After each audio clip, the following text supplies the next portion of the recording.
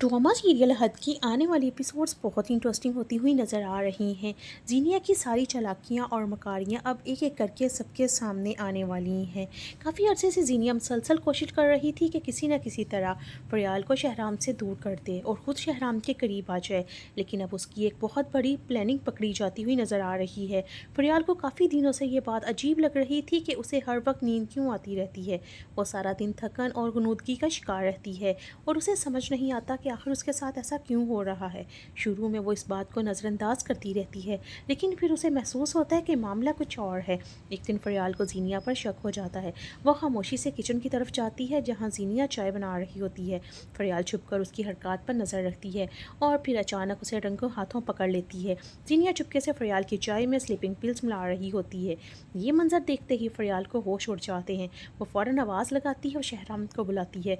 फरियाल गुस्से और हैरत से कहती है कि अब मुझे समझ आया है कि मुझे इतनी ज़्यादा नींद क्यों आती थी और मैं पूरा दिन क्यों बेखबर रहती थी।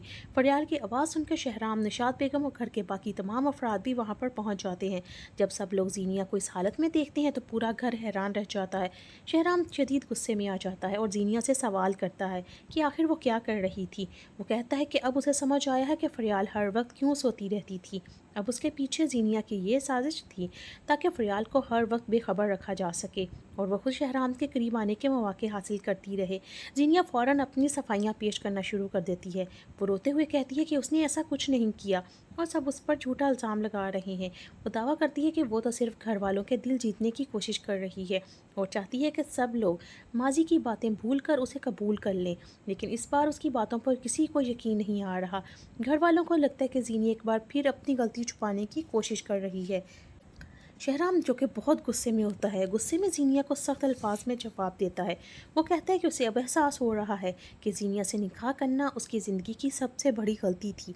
वो अफसोस का इजहार करते हुए कहता है कि उसे कभी जीनिया को इस घर में नहीं लाना चाहिए था। शहराम की बातें सुनकर जीनिया के चेहरे का रंग ही उड़ जाता है।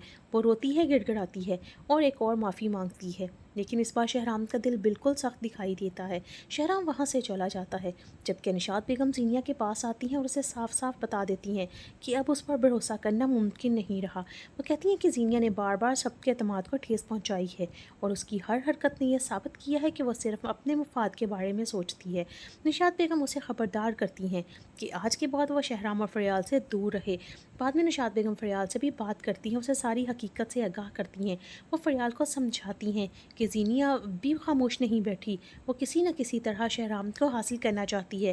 निशात बेगम फरियाल को ये भी बताती हैं कि गुज़श्ता रात जब वो अपने लोग शॉपिंग से वापस आए तो उन्होंने जीनिया और शहराम को एक साथ बैठे देखा था। यही नहीं, बल्कि जीनिया ने मौका पाकर शहराम का हाथ भी पकड़ रखा था।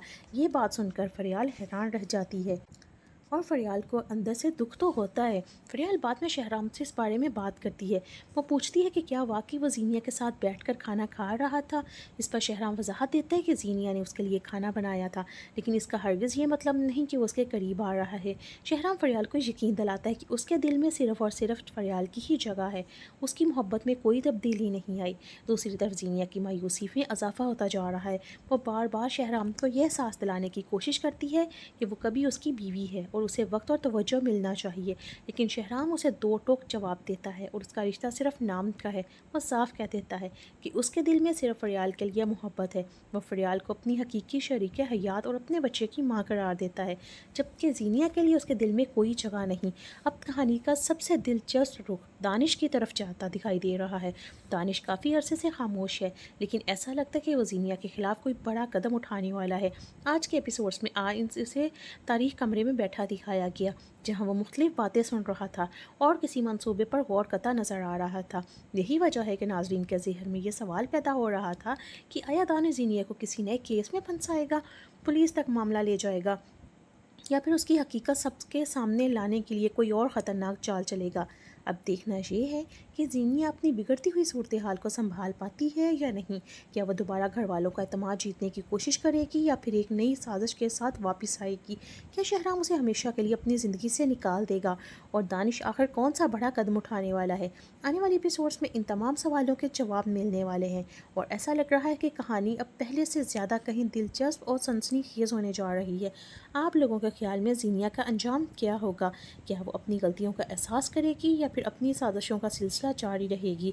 اپنی رائے کا کمنٹ باکس میں ضرور اظہار کیجیے گا۔ ملتے ہیں ایسی ہی ایک نئی ویڈیو کے لیے، تب تک کے لیے اللہ حافظ۔